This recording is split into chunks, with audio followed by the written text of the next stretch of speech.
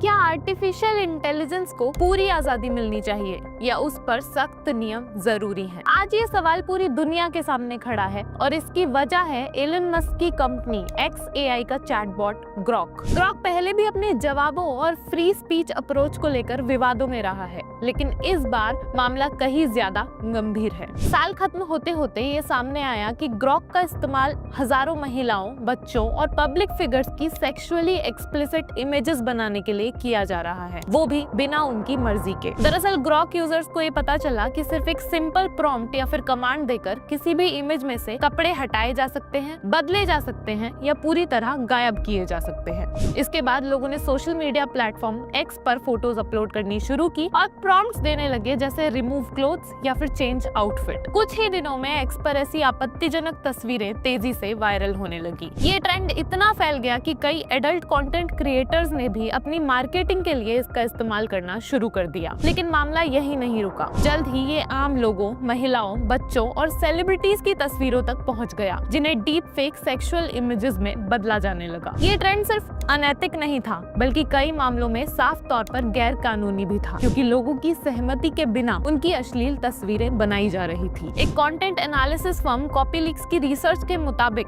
ये ट्रेंड के दौरान हर मिनट लगभग एक non consensual sexual image Grok के जरिए बनाई जा रही थी और 5-6 जनवरी के बीच तो हालत और भी गंभीर हो गई। उस दौरान हर घंटे लगभग 67,000 ऐसी इमेजेस जनरेट की जा रही थी। एक खास मामले में तो ग्रॉक ने खुद एक्नॉलेज किया कि उसने 12 से 16 साल की एक बच्ची की सेक्सुअलाइज्ड इमेज बनाई है, जो सीधे तौर पर अमेरिका के child sexual abuse material laws का उल्लंघन है। इस खुलासे के बाद कई देशों ने तुरंत कार्यवाही की। इंडोनेशिया और मलेशिया ने ग्रॉक को पूरी तरह ब्लॉक कर दिया। वहीं यूरोपियन यूनियन और UK ने जांच शुरू की और चेतावनी दी कि अगर इस पर रोक नहीं लगी तो X पर भारी जुर्माना लगाया जा सकता है। शुरुआत में एलन मस्क ने इस मुद्दे पर कोई खास ध्यान नहीं दिया। उन्होंने ये तक कहा कि उन्हें इस बात की जानकारी नहीं थी कि ग्रॉक नेकेड अंडरएज इमेजेस जनरेट कर रहा है। इसके बाद इस फीचर को पूरी तरह बंद करने के बजाय सिर्फ पेड सब्सक्राइबर्स तक सीमित कर दिया गया। जब विवाद और दबाव बहुत बढ़ गया, तब XAI ने दावा किया कि उन्होंने नए फिल्टर्स लगाए हैं जो किसी भी असली इंसान की अश्लील तस्वीर बनाने से रोकेंगे। हालांकि टेक एक्सपर्ट्स अब भी मानते हैं कि कंपनी शब्दों और प्रॉम्प्ट्स की हेराफेरी करके सिस्टम की खामियों को छुपा रही है। आपकी इस मामले में क्या राय है? क्या AI को बिना लगाम छोड़ा जाना चाहिए